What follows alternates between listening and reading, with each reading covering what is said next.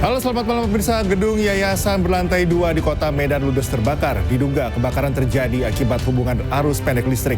Bersama saya Cikal Mutazab, inilah iNews Malam selengkapnya.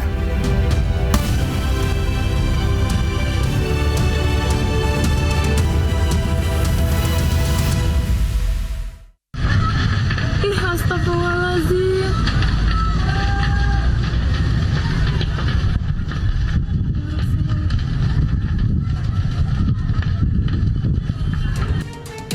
Gedung yayasan berlantai 2 di Jalan Istiqomah Medan, Sumatera Utara ludes terbakar. Banyaknya material yang mudah terbakar membuat api dengan cepat merambat dan menghanguskan seluruh isi rumah yang merupakan bangunan semi permanen. Petugas Dinas Pemadam Kebakaran dan Penyelamatan Kota Medan langsung menurunkan 3 unit mobil pemadam untuk menjinakkan api.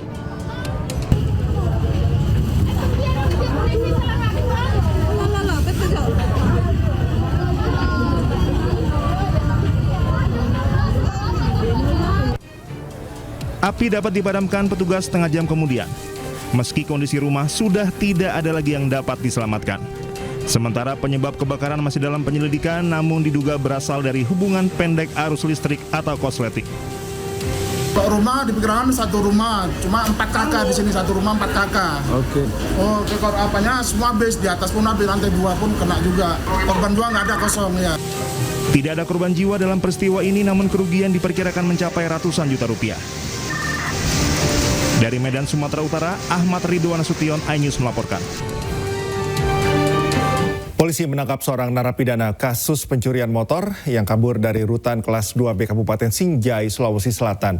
Pelaku yang melawan akhirnya dilumpuhkan dengan timah panas.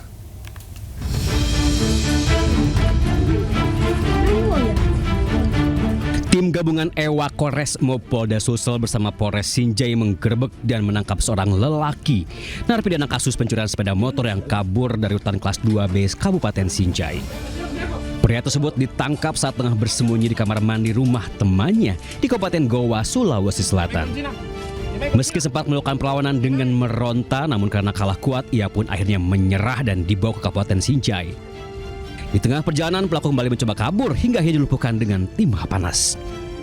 Menurut polisi, narapidana ini kabur dengan cara menjebol plafon rutan kelas 2B Sinjai pada hari Rabu 2 Juli 2025. Selama pelariannya, pelaku bahkan sempat melakukan pencurian sepeda motor. Nah, dari pelariannya ini, dia sudah juga melakukan pencurian di daerah wilayah hukum Menteng berupa 1 buah sepeda motor. Dan narapidana ini terkenal sangat licin. Sudah 3 kali sudah melarikan diri dari rutan. Jadi kami melaksanakan proses penyelidikan di mana tempat narapidana ini berada. Setelah dilakukan tindak perawatan, narapidana berserta barang bukti diserahkan ke pihak rutan kelas 2B Sinjai. Dari Kota Makassar, Sulawesi Selatan, Muhammad Nur Bone, iNews melaporkan. Kisah asmara pasangan muda di Makassar berujung aksi kekerasan. Seorang pria berusia 21 tahun nekat menganiaya kekasihnya sendiri diduga karena kesal kerap ditagih hutang.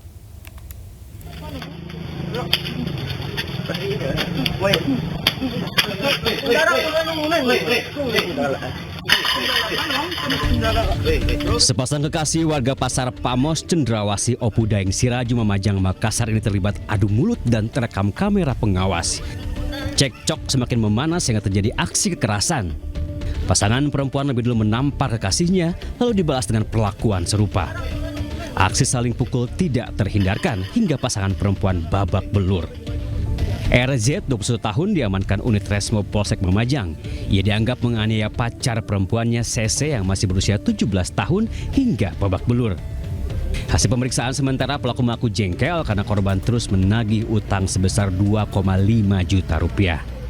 Untuk motifnya, hasil kami interogasi, itu pelaku merasa risih karena selalu didatangi oleh korban atau pacarnya ini untuk diminta uang. Kini kasus sudah ditangani unit perlindungan perempuan dan anak Polrestabes Makassar. Dari Makassar, Leo Muhammad Nur, iNews melaporkan. Pemirsa, anggota TNI AU Lanut Sukani di Majalengka, Jawa Barat menangkap sejumlah anggota geng motor yang akan tawuran. Pelaku yang kebanyakan masih pelajar ini langsung diserahkan ke polisi.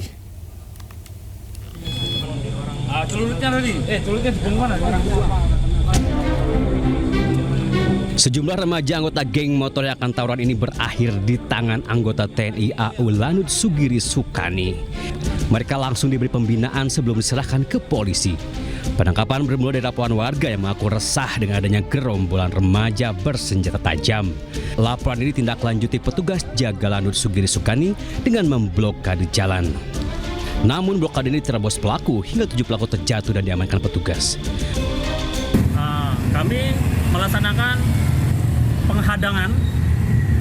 penghadangan kita buat blokade untuk menghadang massa kurang lebih 60 orang kita blokade, tetapi mereka menerobos blokade tersebut.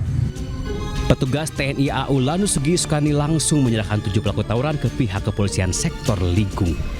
Dari Majalengka, Jawa Barat, Muhammad Zeni Johadi, iNews melaporkan.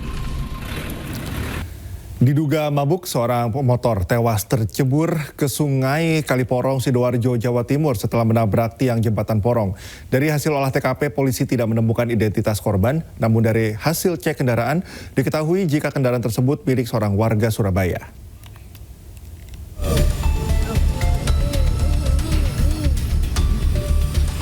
Warga Sidoarjo dibuat geger dengan temuan jenazah seorang pria di bawah jembatan Porong Sidoarjo.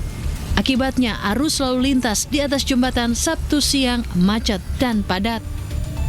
Dari hasil pemeriksaan dan olah tempat kejadian perkara, diketahui jika jenazah pria tersebut adalah seorang pengendara kendaraan bermotor roda 2 yang jatuh menabrak tiang listrik di atas jembatan Porong dan tercebur ke Sungai Kaliporong. Meski hingga saat ini belum diketahui secara pasti penyebab kecelakaan, polisi menduga korban mabuk saat berkendara. Polisi hingga saat ini belum mengetahui identitas korban. Namun dari hasil pemeriksaan kendaraan, diketahui jika kendaraan milik seorang warga Ketintang Baru, Surabaya. Logisnya, sepeda motor Honda Beat melaju dari utara ke selatan. Tepatnya di atas jembatan ada gundukan. Dengan ada gundukan akhirnya melompat, menabrak tiang listrik di yang nomor 2 di jembatan itu, Pak. Terus orangnya meloncat kecebur. Kecepatan infonya saksi kecepatan tinggi. Saat ini jenazah korban dievakuasi ke kamar jenazah Rumah Sakit Bayangkara Polda Jatim di Porong Sidoarjo. Sementara kendaraan korban diamankan di Mapolsek Porong. Dari Sidoarjo, Jawa Timur, Pramono Putra, iNews melaporkan. Nekat selundupkan narkoba, seorang warga Australia ditangkap di Tres Narkoba Polda Bali. Saat ditangkap, pelaku menyembunyikan narkoba jenis kokain dalam kemasan alat tulis dan boneka. Curiga dengan paket dari luar negeri di kantor pos Renon, petugas menyelidiki penerimanya yang merupakan warga negara Australia. Ketika ditangkap, Polda Bali berhasil mengamankan barang bukti narkotika golongan 1 jenis kokain. Saat ditimbang, berat kokain 1,8 kg yang disamarkan dalam paket boneka dan alat tulis. Petugas juga menemukan bukti lain di dalam kamar tersangka di kawasan Tibu Beneng, Kuta Utara, yaitu timbangan digital dan 1 bundel plastik klip yang biasa digunakan dalam peredaran narkoba. Tersangka mengaku tidak mengenal pemilik paket dan dijanjikan imbalan uang sebesar 50 juta rupiah untuk mengambil dan mengedarkannya. Di kantor pos dan diterima ada 2 paket. Kemudian sebenarnya itu mengaburkan ya untuk alamat itu. Tapi kan dari situ, dari surveillance kita kita temukan bahwa si pelaku itulah yang menerima barang. Jadi tadi kalau disampaikan bahwa saksi ojol itu dia kan dia tidak tahu, dan memang dengan harga yang dia membayar itu kalau nggak salah 600.000 dengan bayar paket itu dengan bayar pajak di kantor pos itu. Tersangka kini sudah diamankan dan dijerat pasal tentang narkotika dengan ancaman hukuman pidana mati atau seumur hidup. Dari Denpasar, Bali, Indira Ari, iNews melaporkan. Viral di media sosial, pemirsa, mantan Gubernur Jawa Barat Ridwan Kamil protes ke petugas Bandara Internasional Gusti Ngurah Rai Bali usai pesawatnya delay jam karena kendala proyek. Sebagai yang bayar, udah pajak ke Bapak, dan duit ke airline, mau bicara ke pengambil keputusan. Itu. Sambungkan Pak, sambungkan. Ridwan Kamil dan sejumlah penumpang pesawat protes kepada seorang petugas bandara mengenai proyek pengaspalan di Ngurah Rai yang menyebabkan pesawat gagal terbang. Selain itu, Ridwan Kamil juga menyampaikan ingin berbicara langsung dengan General Manager Bandara. Mendengar permintaan Ridwan Kamil, petugas bandara berusaha menenangkan sang mantan Gubernur Jawa Barat serta penumpang lainnya. Karena emang saya tanya sekali lagi dengan bahasa paling gampang ya. Bisakah saya bicara ke atasan Bapak? Nah, bisa Pak. Telepon. Selain itu, penumpang juga marah karena mereka dipaksa menunggu lama, sementara fasilitas bandara seperti penyujuk udara telah dimatikan. Sementara hingga kini pihak Bandara Ngurah Rai dan maskapai penerbangan belum memberikan keterangan. Apa solusinya? Ya ini udah 2:30 AC juga. Pemirsa, berlarut-larutnya kasus kematian Brigadir Nur Hadi yang diduga tewas dibunuh dua atasannya membuat Bareskrim Polri turun tangan. Bareskrim akan memberi petunjuk tentang teknis dan taktis pembuktian.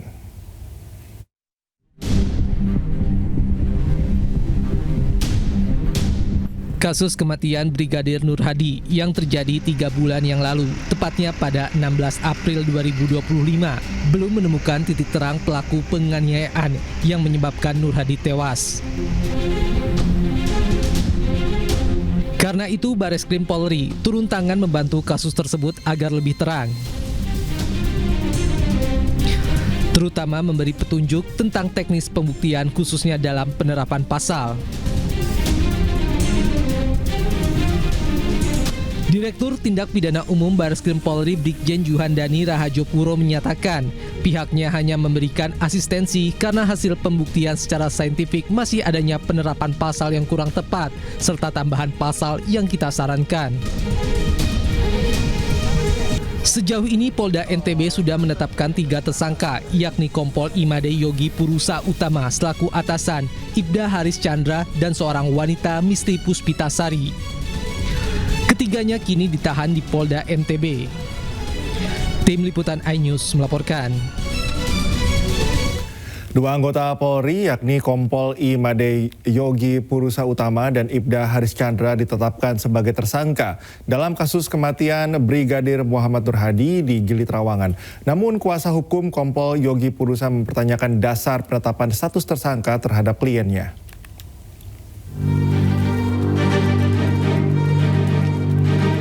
Tim kuasa hukum Kompol Imade Yogi Purusa Utama, salah satu tersangka dalam kasus kematian Brigadir Muhammad Nur Hadi di Gili Trawangan, menyayangkan Direktur Reskrimum Polda Nusa Tenggara Barat yang hanya memaparkan penyebab kematian Brigadir Nur Hadi. Dari hasil otopsi tanpa mengungkap kronologi lengkap kejadian di Villa Gili Trawangan. Berdasarkan keterangan saksi, Kompol Yogi Purusa disebut bahkan berusaha menyelamatkan Brigadir Nur Hadi yang ditemukan di dasar kolam. Tim pengacara juga mengaku belum mendapat penjelasan terkait posisi hukum kliennya dalam 2 pasal yang disangkakan, yaitu pasal tentang penganiayaan yang menyebabkan kematian dan tentang kelalaian. Mengenai peristiwanya itu, kami juga ingin tahu peristiwanya seperti apa. Seperti tadi kami sampaikan bahwa klien kami telah berupaya menyelamatkan korban. Dan tadi sudah ditunjukkan korban masih saturasinya 42 dan dibawa ke klinik. Jadi pada waktu dibawa ke klinik itu posisi almarhum menurut dokter pada waktu itu juga masih. Sebelumnya, Direktur Reskrimum Polda Nusa Tenggara Barat menyatakan hasil otopsi mengungkap Brigadir Nur Hadi mengalami kekerasan fisik dan tanda-tanda pencekikan sebelum tenggelam di kolam. Dari Mataram, Nusa Tenggara Barat, Hari Kasidi iNews melaporkan.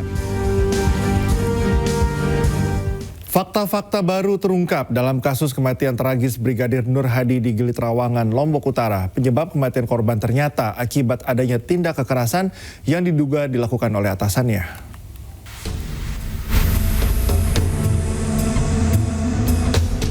Muhammad Nur Hadi, anggota BIT Propam Polda Nusa Tenggara Barat ditemukan tewas di dasar kolam salah satu villa di kawasan Gili Trawangan, Lombok Utara pada tanggal 16 April 2025. Pada penyidikan awal, korban diduga tewas karena tenggelam. Tragedi kematian polisi dengan pangkat brigadir ini sebulan ditutup oleh penyidik. Namun kuatnya dorongan publik terhadap pengungkapan kasus ini membuat polisi akhirnya bertindak. Dan berikut kronologi kematian Brigadir Nur Hadi. Pada hari Rabu 16 April 2025, Brigadir Nur Hadi bersama para pelaku datang ke salah satu villa di Gili Trawangan, Lombok. Di sana mereka menggelar pesta bersama teman wanita. Kemudian pada pukul 20 waktu Indonesia Tengah, korban Nur Hadi berendam di kolam bersama pelaku dan teman wanitanya. Kombes Syarif menyebut Brigadir Nur Hadi diduga merayu teman wanita pelaku. Lalu pukul 21 waktu Indonesia Tengah, pelaku diduga menganiaya korban di dalam kolam hingga pingsan dan korban dibiarkan hingga akhirnya tewas. Kemudian pukul 21:20 waktu Indonesia Tengah, pihak villa menghubungi salah satu klinik.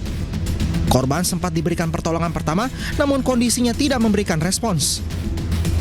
Korban dinyatakan meninggal dunia pada pukul 22:14 waktu Indonesia Tengah. Hal itu terungkap dari hasil otopsi. Penyidik kemudian memeriksa 18 saksi untuk mengungkap kasus itu. Tim Liputan iNews melaporkan. Pemirsa, salah satu yang menjadi sorotan publik terkait kasus kematian Brigadir Nur Hadi adalah keberadaan Misri Puspita yang menjadi salah satu tersangka. Misri ditetapkan menjadi tersangka bersama dua orang atasan Brigadir Nur Hadi yang berpangkat Komisaris Polisi dan Inspektur 2. Misri Puspita berada di lokasi kejadian di sebuah villa di Gili Trawangan. Misri diduga menerima bayaran sebesar 10 juta rupiah dari Kompol Made Yogi Purusa Utama. Ia dibayar untuk menemani pesta dan bermalam di villa tempat pembunuhan itu terjadi. Brigadir Nur Hadi diduga merayu Misri sehingga memicu kemarahan salah satu atasannya. Di akun media sosialnya, Misri diduga pernah menjadi finalis ajang Duta Muslimah pada tahun 2019.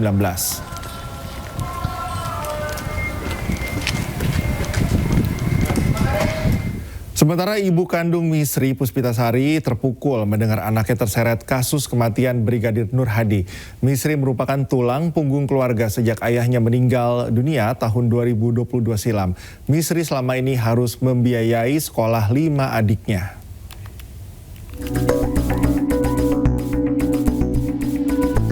Misri Puspitasari, WNT asal Jambi, ditetapkan sebagai salah satu dari 3 orang tersangka atas kematian Brigadir Nur Hadi yang merupakan anggota Propam Polda NTB. Misri yang berusia 23 tahun merupakan warga desa Mendalo Darat, Kecamatan Jambi Luar Kota, Kabupaten Muaro Jambi, Provinsi Jambi. Ibunda Misri, Lita Krista, mengaku terkejut dan terpukul ketika mendengar anaknya terseret dalam kasus ini. Dirinya yakin Misri tidak terlibat dalam kasus tersebut. Di mata sang ibunda, Misri dikenal sebagai sosok yang baik dan menjadi tulang punggung keluarga sejak ayahnya meninggal dunia pada tahun 2022 silam. Sebagai putri sulung, Misri lah yang membiayai sekolah 5 orang adiknya. Misri juga dikenal berprestasi sejak TK hingga SMA dan pernah meraih juara 2 Kawah Kepemimpinan Pelajar tingkat nasional semasa SMA. Berbagai prestasi modeling juga pernah dia ukir, khususnya di tingkat kota Jambi. Uang hasil mengikuti modeling inilah yang digunakan membantu keluarga, biaya pengobatan ayahnya sebelum meninggal dunia, dan biaya sekolah adik-adiknya. Aku yakin, hati seorang ibu itu yakin 100% anakku tidak terlibat. Tidak terlibat, tapi ini nih, ibarat apa tuh, itulah kekuasaan.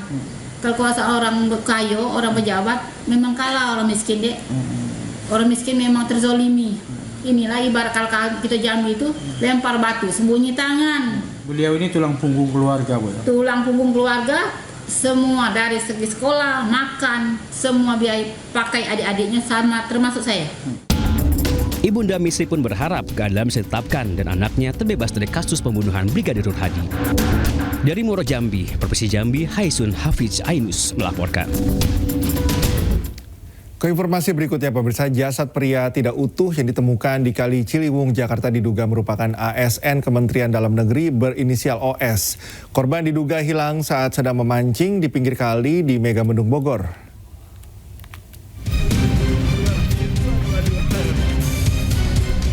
Kapolsek Pancoran Kompol Mansur di Mapolsek Pancoran, Jakarta Selatan menjelaskan bahwa saat ini jenazah yang hanyut di Kali Ciliwung masih diotopsi di Rumah Sakit Polri Kramat Jati, Jakarta Timur. Dari hasil otopsi sementara, kondisi fisik korban identik dengan ciri-ciri yang diberikan keluarga. Korban diduga seorang ASN Kemendagri berinisial OS yang dinyatakan hilang di Megamendung, Bogor, Jawa Barat. Betul, jadi pihak keluarga pun ikut melihat, menyaksikan langsung di Rumah Sakit Kramat Jati untuk mengetahui pastinya bahwa itu betul keluarganya atau bukan.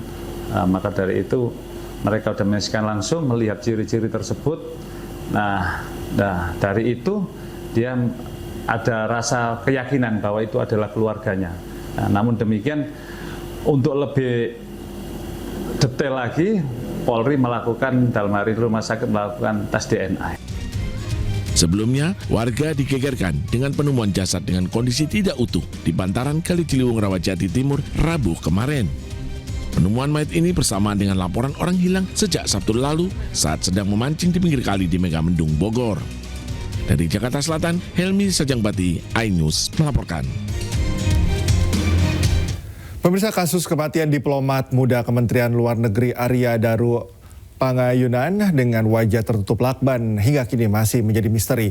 Dalam kamera pengawas, seorang penjaga kos nampak memeriksa kamar korban dengan mengintip dari celah pintu sambil berkomunikasi dengan orang lain lewat ponsel.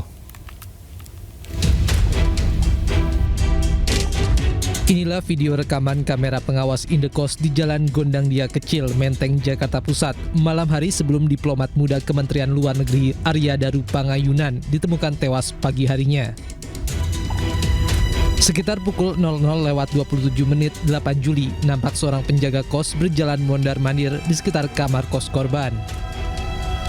Sambil berkomunikasi lewat telepon genggam, penjaga kos kemudian mengintip kamar korban melalui celah pintu. Diduga penjaga kos tengah berkomunikasi dengan orang terdekat korban yang meminta memeriksa keberadaan korban di dalam kamar. Tidak terlihat gerak-gerik mencurigakan dari penjaga kos atau keberadaan orang lain. Video itu merupakan rekaman terakhir aktivitas yang terlihat di halaman indekos sebelum Arya Daru Pangayunan ditemukan tewas pada pagi harinya dengan wajah terlilit lakban. Polisi selidiki setiap detail barang bukti termasuk jejak sidik jari pada lakban yang melilit bagian kepala korban. Selain itu, polisi juga menunggu hasil penyelidikan patologis terhadap organ tubuh korban. Usai olah TKP, polisi pastikan tak ada dokumen dan barang berharga yang hilang. Tidak ada indikasi kekerasan pada tubuh korban. Sejauh ini 5 saksi sudah diperiksa termasuk penjaga kos dan istri korban. Pemirsa, sebuah rumah di Mandailing, Natal, Sumatera Utara yang dijadikan tempat menimbun dan mengoplos BBM bersubsidi terbakar hingga meledak. Ledakan terjadi di tengah kebakaran rumah di Desa Panggautan, Kecamatan Natal, Mandailing, Natal, Sumatera Utara. Warga yang awalnya berupaya mendekat untuk memadamkan api langsung berhamburan menyelamatkan diri. Akibat insiden ini, 2 rumah yang bersebelahan ikut terbakar. Dugaan sementara kebakaran terjadi akibat api puntung rokok yang menyambar saat 2 penghuni rumah mengoplos BBM.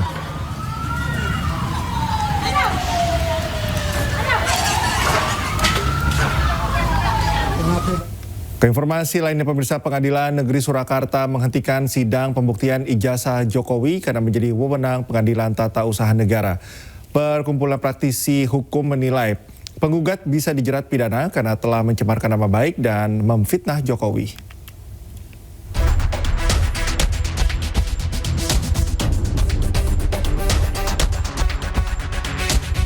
Majelis Hakim Pengadilan Negeri Surakarta memutuskan tidak berwenang mengadili gugatan perdata terkait keabsahan ijazah Presiden ke-7 Joko Widodo. Hal ini sekaligus menggugurkan gugatan perdata terhadap perkara ijazah Jokowi yang dilayangkan oleh para penggugat. Menanggapi putusan Pengadilan Negeri Surakarta yang menggugurkan gugatan keaslian ijazah Jokowi, Kumpulan Praktisi Hukum dan Ahli Hukum Indonesia atau Petisi Ahli mengapresiasi keputusan tersebut. Dengan ditolaknya gugatan itu, penggugat bisa dimintai pertanggungjawaban pidana dan dikenai pasal berlapis atas dugaan pengaduan dan keterangan palsu, fitnah, penghinaan dan pencemaran nama baik. Ada konsekuensi hukum pidana bagi penggugat ini karena yang pertama telah menimbulkan kegaduhan, ya. Terus yang kedua penggugat juga tidak bisa membuktikan dalil-dalil argumentasi hukumnya sebagaimana ketentuan hukum perdata aktor incumbit probatio, siapa yang menggugat dialah yang harus membuktikan. Karena memang gugatannya sudah dilayangkan, maka ada potensi pidana terhadap penggugat yaitu keterangan palsu, ya, pencemaran nama baik, fitnah, dan pengaduan palsu. Sementara itu, penggugat keaslian ijazah Jokowi, Muhammad Taufik, menyatakan bahwa sidang berlangsung karena masih ada proses banding dan yang lain. Nah, kalau menggugat dianggap melakukan pidana, ya peradilan perdata ditutup. Lagi pula orang harus paham itu apa artinya putusan yang berketuakan tetap. Di Solo ini sidangnya masih berlangsung, ada banding dan lain-lain. Putusan Majelis Hakim Pengadilan Negeri Surakarta tertuang dalam amar putusan perkara nomor 99. Majelis Hakim juga menghukum penggugat membayar biaya kompensasi perkara sebesar Rp506.000. Dari Tim Liputan iNews melaporkan. Roy Suryo CS terancam menjadi tersangka setelah polisi menyatakan laporan Presiden ke-7 RI Joko Widodo terkait pencemaran nama baik naik ke tahap penyidikan. Polisi juga akan memanggil kembali Jokowi sebagai pelapor untuk diperiksa lebih lanjut.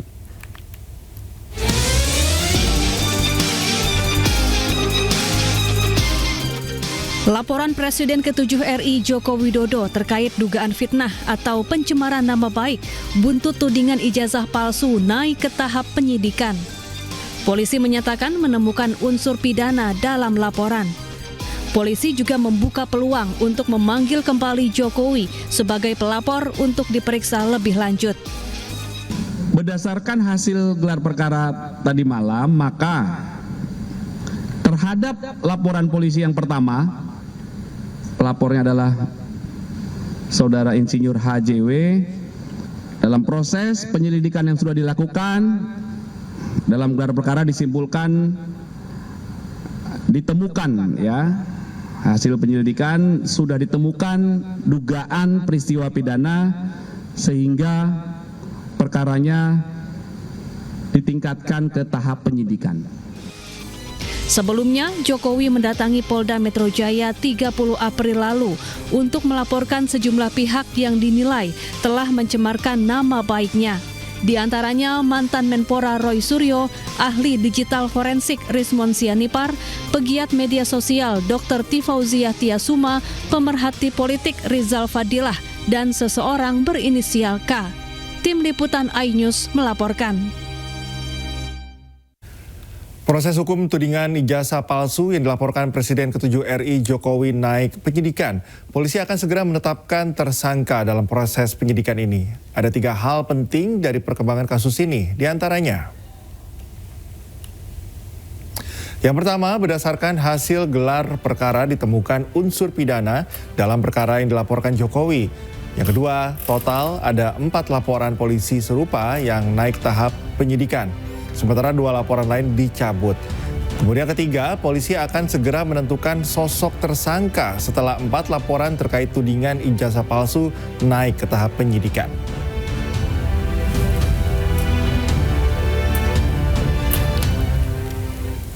Sementara itu, Roy Suryo sebagai terlapor dalam tudingan ijazah palsu yang dilaporkan Presiden ke-7 RI Jokowi mengaku siap jika dijadikan tersangka, asalkan polisi bersikap profesional.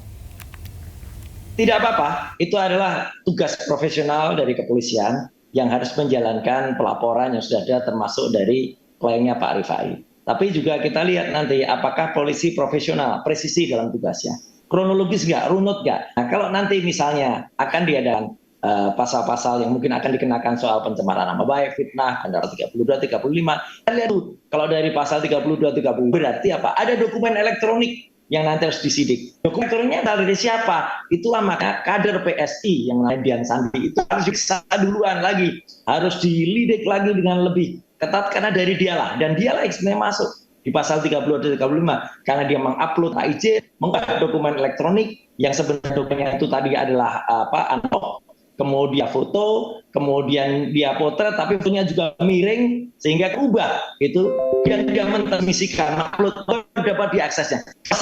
Yang saya lakukan kan ada sebuah hasil dokumen elektronik, kita menganalisis dan tidak perubahan sedikit pun karena yang saya lakukan adalah uji elektronik. Itu Mbak. Jadi artinya silakan, saya siap melakukan semua prosesnya dan nanti sesuai dengan anjuran nanti dari para kuasa hukum yang ada, insya Allah kita akan dukung kepolisian bisa menelisik kasus sebaik-baiknya, bisa melidik dan menemukan siapa-siapa orang masuk dalam pasal-pasal itu.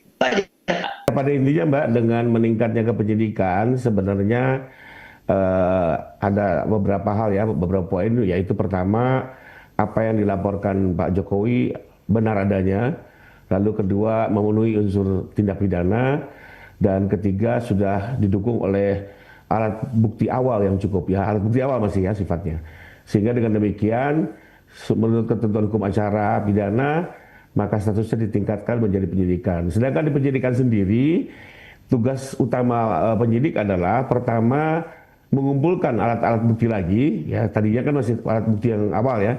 Nah sekarang dia kumpulkan alat bukti lagi, lalu kedua menentukan tersangkanya. Jadi sebenarnya sampai hari ini belum ditentukan siapa tersangkanya ya, dan kami sendiri juga waktu melapor itu tanpa menyebut nama-nama tertentu ya dalam lidik, lebih kurang begitu. Jadi menurut saya ya kita tunggu saja proses penyidikan dan sama-sama kita harapkan penyidikan ini objektif, kredibel dan transparan agar yang dimintai pertanggungjawabkan adalah orang-orang yang sepatutnya, dan yang tidak terlibat tentunya kita berharapkan juga tidak menjadi tersangka ya, karena bagaimanapun juga hukum ini harus tepat sasaran. Dan satu lagi mungkin untuk Pak Jokowi sebenarnya yang dituju adalah agar nama baiknya dapat dipulihkan, dan kedua soal keaslian ijazah dapat dikukuhkan oleh pengadilan. Ya, selain terancam menjadi tersangka dalam kasus tudingan ijazah palsu Jokowi, Roy Suryo CS juga dilaporkan oleh mantan Wakil Menteri Desa sekaligus Ketua Sedulur Jokowi Paiman Raharjo. Ya betul, jadi tanggal 11 ya, tapi sudah hampir jam 12, berarti tanggal 12 Juli 2025 kami bersama kuasa hukum yaitu Dr. Farhad Abbas bersama tim resmi melaporkan empat tokoh yaitu Roy Suryo, Rismon, kemudian Hermanto, dan Bambang Suryadi Bitor.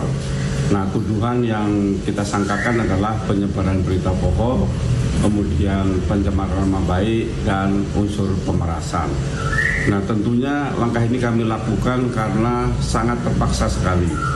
Karena saya orang yang sangat didolimi, difitnah, padahal kami tidak tahu menau, dituduh mencetak ijazahnya Jokowi. Padahal kalau kita berpikir secara waras bahwa ijazah Jokowi sudah dijelaskan oleh lembaga yang mengeluarkan ijazah yaitu UGM, dinyatakan asli, kemudian dijelaskan oleh teman-teman kuliahnya ya asli, kemudian dijelaskan 2 kali oleh Bareskrim Polri asli, tapi masih ngotot menuduh bahwa ijazah Jokowi palsu dan dibuat oleh Profesor Paiman. Nah, ini menghancurkan karakter dan nama baik saya, bahkan karir saya jadi terganggu. Oleh karena itu dengan terpaksa saya melakukan langkah hukum agar orang-orang yang asal tuduh orang-orang jahat ini segera mendapatkan ganjaran dan ditangkap oleh polisi,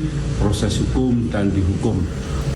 Dr. Tifa telah selesai memberikan keterangannya terkait tudingan ijazah palsu Presiden ke-7 RI Joko Widodo di Polda Metro Jaya. Sebagai terlapor, ia dicecar 68 pertanyaan. Tifa Uzia Tiasuma alias Dr. Tifa memenuhi undangan klarifikasi dari Polda Metro Jaya terkait kasus tudingan ijazah palsu Joko Widodo. Meskipun statusnya sebagai saksi terlapor, Tifa menyatakan dirinya membutuhkan penjelasan lebih lanjut mengenai materi yang melatar belakangi statusnya sebagai terlapor. Dr. Tifa pun mengaku kecewa, pasalnya penyidik tidak memperlihatkan ijazah Jokowi saat pemeriksaan hari ini. Dari gelar perkara khusus itu tidak pertama tentu saja karena pertanyaan-pertanyaan itu semua berkaitan dengan ijazah yang menjadi polemik selama 10 tahun ini, ya tentu saja yang saya tanyakan dulu, yang saya klarifikasi dulu apakah ijazahnya ada.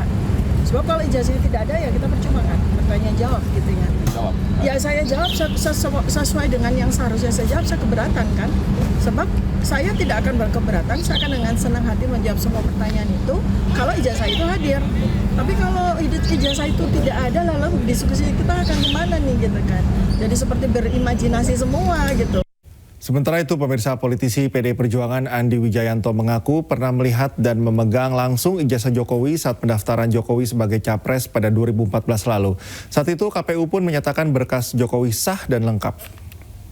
Itu saya melihat, memegang langsung ijazah dari Pak Jokowi, juga ijazah Pak JK, dan kelengkapan administrasi, baik semua berkas-berkas data diri, ijazah sekolah, hingga ijazah universitas dikumpulkan, diserahkan ke KPU sebagai persyaratan pencalonan Pak Jokowi dan Pak JK.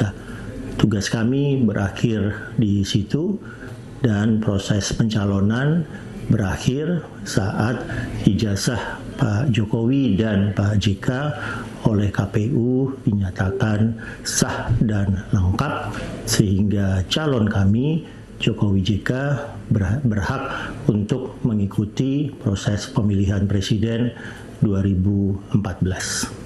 Kembali di iNews Malam, pemirsa, ratusan ribu rekening penerima bansos terindikasi dipakai untuk judi online. Pemerintah akan mencabut bantuan sosial atau bansos bagi penerima yang terlibat judi online.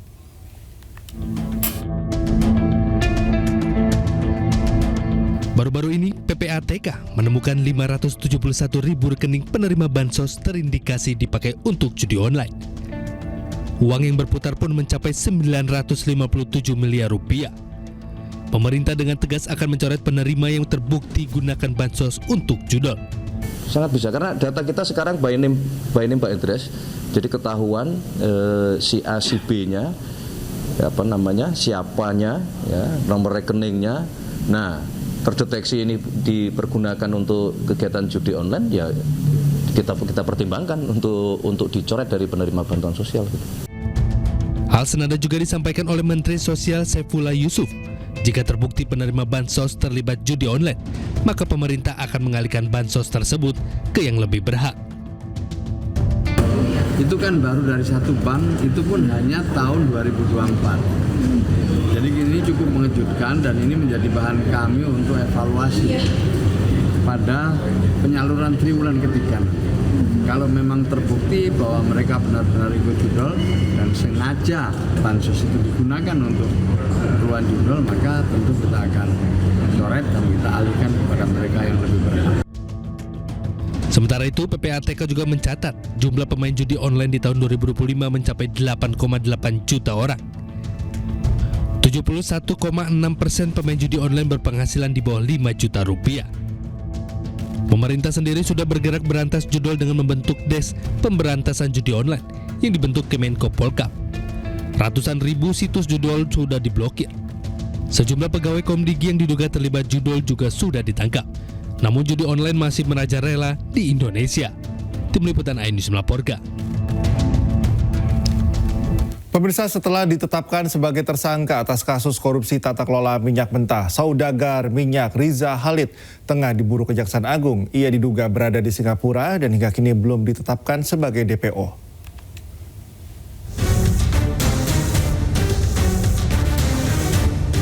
Gerak cepat Kejaksaan Agung mengungkap kasus korupsi tata kelola minyak mentah dan produk kilang minyak di PT Pertamina patut diacungi jempol.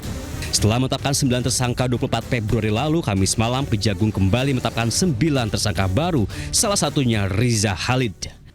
Tim penyidik menyimpulkan telah diperoleh alat bukti yang cukup untuk menetapkan sebanyak 9 tersangka.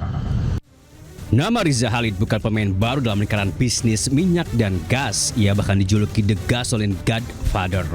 Bisnisnya menggurita dari perdagangan minyak bumi hingga industri minuman. Pada 2015, kekayaan saudagar minyak itu mencapai 6,6 triliun. Namun di balik pundi-pundi kekayaannya, nama Riza Khalid tidak pernah lepas dari dugaan berbagai kasus korupsi besar di negeri ini. Dari dugaan markup pembelian pesawat, permintaan saham Freeport hingga skandal mafia migas di Petral. Tidak seperti tersangka lain yang berujung bui, Riza Khalid kerap lolos dari jerat hukum. Hingga akhirnya Kamis lalu, ia menyusul sang anak Kerry Ardianto Riza menjadi tersangka dalam kasus yang sama. Berbeda dengan nasib sang anak atau tersangka lainnya sudah dibui, Riza justru masih melenggang bebas. Diduga ia sudah kabur ke Singapura. Yang bersangkutan tidak tinggal di dalam negeri. Ya, untuk itu kami sudah kerjasama dengan perwakilan Kejaksaan Indonesia di luar negeri, khususnya di Singapura. Walaupun sudah ditetapkan sebagai tersangka dan diduga berada di luar negeri, hingga kini Kejagung belum menetapkan Riza Khalid sebagai DPO. Apakah yang bersangkutan akan dinyatakan dalam daftar pencarian orang atau tidak, tergantung pada nanti proses pemanggilan yang akan disampaikan kepada yang bersangkutan sebagai tersangka. Kita tunggu saja apakah Kejagung berhasil membawa pulang Riza Khalid atau saudagar minyak ini kembali lolos dari jerat hukum. Tim Liputan iNews melaporkan. Pemirsa, laga final Oxford United kontra Port FC besok merupakan final ideal turnamen Piala Presiden 2025. Merampungkan fase grup, Oxford menjadi tim paling produktif, sementara Port FC menjadi tim dengan lini belakang paling tangguh.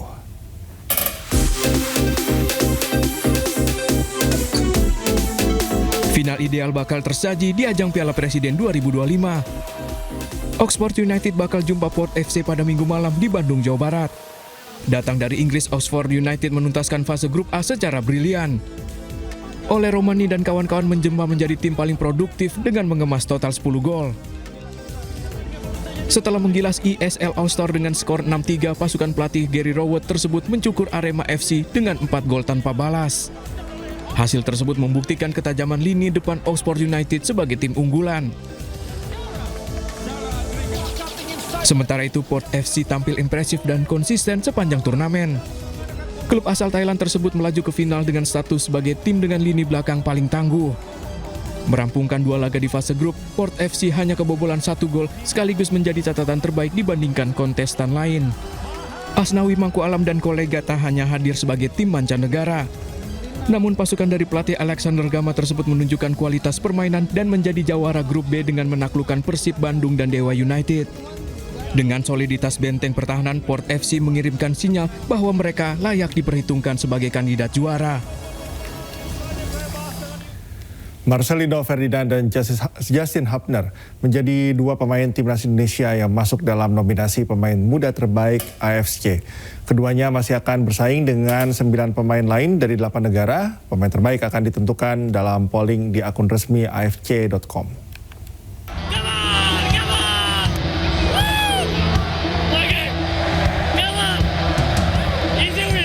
Dua punggawa timnas Indonesia Marcelino Ferdinand dan Justin Hubner masuk dalam nominasi bintang masa depan favorit Asia atau Future Star AFC. Perubahan di apa terjadi? Gol! Akun Instagram Konfederasi Sepak Bola Asia AFC pada Jumat kemarin telah menampilkan unggahan soal jajak pendapat mengenai para pemain-pemain muda. Terdapat 11 pemain dari berbagai posisi dan banyak negara yang masuk nominasi. Selain dari Indonesia, terdapat pemain-pemain dari Korea Selatan, Cina, Arab Saudi, Irak, Jepang, Qatar, Uzbekistan, dan Uni Emirat Arab. Selain Indonesia, ada juga 2 pemain Uzbekistan yang masuk dalam daftar yang dirilis AFC. Semua pemain yang masuk dalam daftar ini berada di bawah usia 23 tahun. Beberapa pemain bahkan sempat menghadapi Indonesia baik di level senior maupun di kancah kelompok umur. Untuk memilih pemain-pemain yang menjadi favorit ini, AFC mengajak pencinta sepak bola mengisi jajak pendapat melalui aplikasi di ponsel ataupun mengunjungi situs di afc.com. Situasinya, Bu. Oh, sungguh cantik kita lihat gol dari Marcelino Ferdinand. Alhamdulillah. Bagaimana kita penempatan Marcelino untuk bisa menciptakan gol yang sangat-sangat cantik. Kami masih akan menghadirkan sejumlah informasi menarik lainnya. Tetaplah bersama kami di iNews Malam.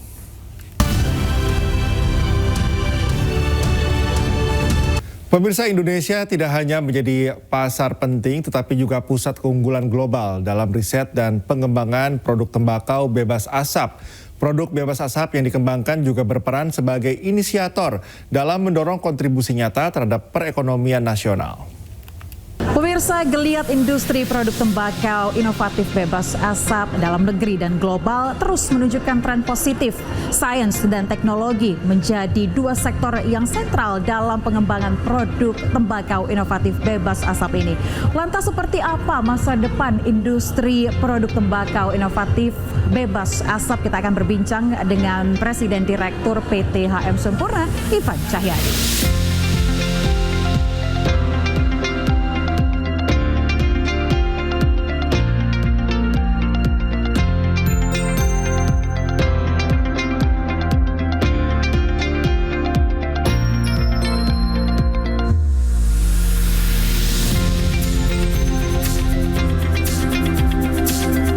Bapak Ivan Cahyadi, terima kasih sudah menyempatkan waktunya untuk berbincang bersama iNews. Dalam hal ini kita melihat bahwa PT HM Sempurna ini selalu memberikan inovasi-inovasi yang luar biasa. Terkadang begitu ya, kalau kita tahu bahwa inovasi ini merupakan sebuah keniscayaan begitu ya dalam menjawab perkembangan zaman. Dan dalam hal ini PT HM Sempurna selalu memberikan sesuatu yang berbau teknologi dan juga ilmu pengetahuan.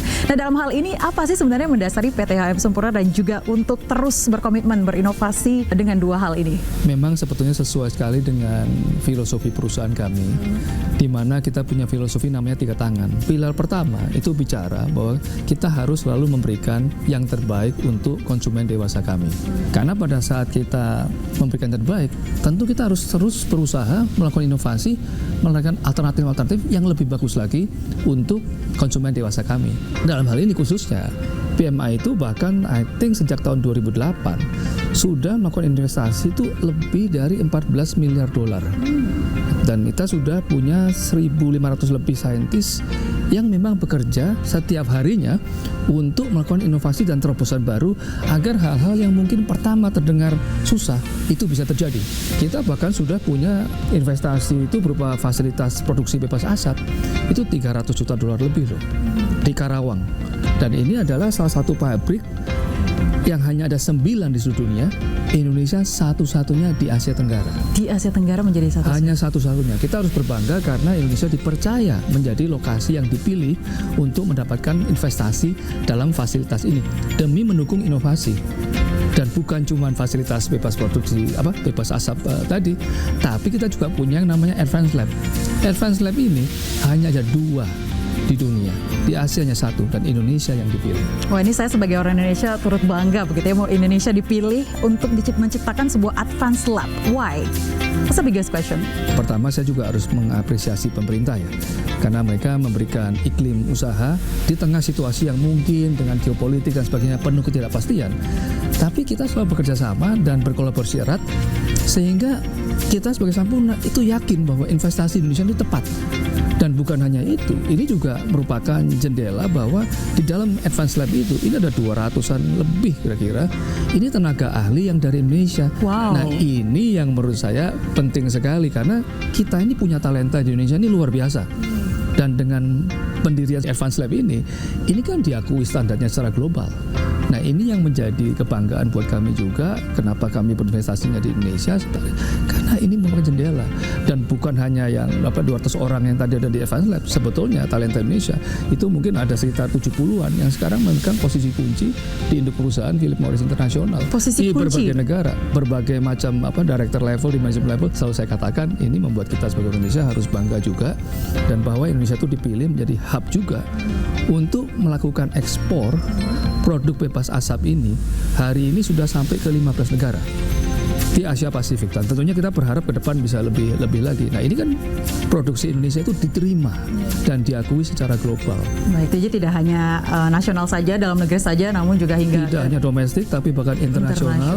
Baik produk yang dibikin di Karawang, Jawa Barat ataupun talenta-talenta kita, baik yang mendapatkan pelatihan di sini agar kita bisa lebih bagus lagi melakukan investasi dan mendekati alternatif untuk konsumen, tapi juga untuk di luar negeri. Ini kita belum membahas terkait dengan bagaimana Anda menggunakan cengkeh dalam negeri ya. Ini kita akan bertanya ke sana. Tapi kalau saya melihat investasi dengan nilai yang cukup besar begitu ya, sampai berani membangun Advanced Lab dengan menjadi saintis atau mungkin pemegang kunci di pabrik atau di tempat-tempat yang juga menghasilkan hal-hal yang luar biasa. Dalam hal ini apakah ada tantangan dalam membentuk hal-hal seperti itu? Salah satu tantangan dalam melakukan inovasi-inovasi tentunya adalah bagaimana penerimaan konsumen. Nah, untuk itu kami juga sudah melakukan terobosan yang luar biasa bahwa di produk-produk bebas asap itu kita bahkan sudah memasukkan cengkeh dari Indonesia. Ini sudah kita lakukan dan ini adalah satu-satunya dari seluruh dunia ini untuk Indonesia. Karena kita percaya dengan inovasi seperti ini, maka penerimaan konsumen akan lebih bagus dan ini yang nanti akan membuat sampai ke public health-nya akan lebih bagus lagi. Baik Pak Ivan, terima kasih atas penjelasannya. Di awal juga udah membuat saya terpukau begitu ya. Tapi benar ya, berarti menggunakan cengkeh Indonesia. Menggunakan cengkeh Indonesia dan itu diproduksi di Indonesia dan itu diekspor ke 15 negara, ke mancanegara, ada banyak sekali dan semoga akan lebih banyak lagi ke depannya. Oke Pak, ini juga saya penasaran kenapa sih memilih cengkeh Indonesia sebagai komitmen Anda berinovasi di Indonesia? Karena kan memang itu produksi terbaik. Produksi terbaik memberikan ya? yang terbaik untuk konsumen. Kita harus melakukan bahan baku yang terbaik juga. Nah itu tadi saya katakan, Indonesia ini penuh dengan sumber daya dan talenta yang luar biasa. Oke, baik. Untuk kemitraan sendiri Pak, apakah dari PT HM Sempurna ini melakukan kemitraan mungkin untuk toko-toko kelontong atau UMKM dan lain sebagainya? Apakah dilakukan hal itu? Iya, itu sangat kita lakukan karena tadi kalau kita bicara pilar pertama kan bicara konsumen. Nah, pilar kedua salah satunya adalah bagaimana Sampurna itu berpendapat bahwa kalau kita mau besar, kita harus selalu berkolaborasi. Nah, oleh karena itu hari ini kalau bicara kolaborasi mulai dari hulu ke hilir, mulai dari petani tembakau dan cengkeh tadi, ini ada mungkin 19.000 lebih yang kita melakukan pembinaan, kemitraan. Jadi bukan sekedar beli putus transaksi, tapi enggak, ini kemitraan. 19.000, saya kira kita yang paling besar. Ya, itu paling besar di Asia Tenggara. Ya, saya pikir begitu. Dan ini paling besar. Dan bukan berhenti di situ, sampai tadi katanya kan ke UMKM. Ya. Lah kita ini punya hubungan kemitraan dengan 1,5 juta retailer di seluruh Indonesia. Bahkan 250.000 di antaranya itu sudah masuk ke dalam pembinaan yang kita sebut dengan Sampurna Retail Community. Nah ini besar loh, karena 250.000 retailer ini kalau kita hitung omsetnya itu sekitar 236 triliun atau 11,4% dari GDP retail nasional.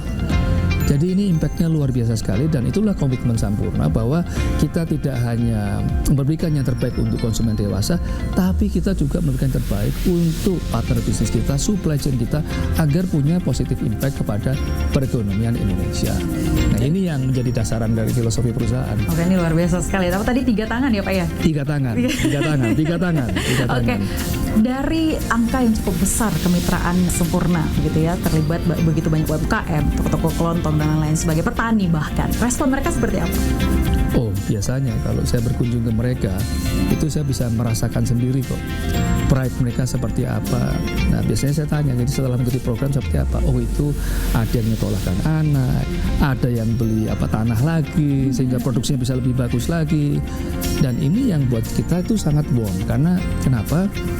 Ya itulah fungsi dari perusahaan. Kita melakukan bisnis, tapi juga kita punya social impact. Dan itu sudah adalah pilar yang ketiga.